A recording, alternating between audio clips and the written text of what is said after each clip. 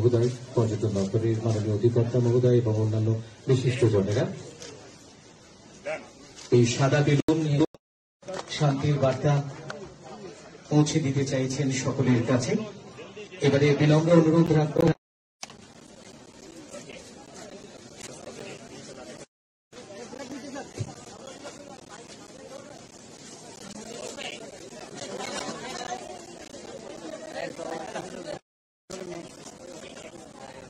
মাননীয় রাজ্যপাল মহোদয়,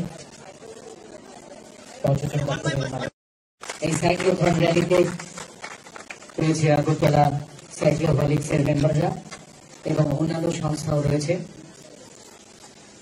আগরতলা অ্যাডভেঞ্চার ক্লাব।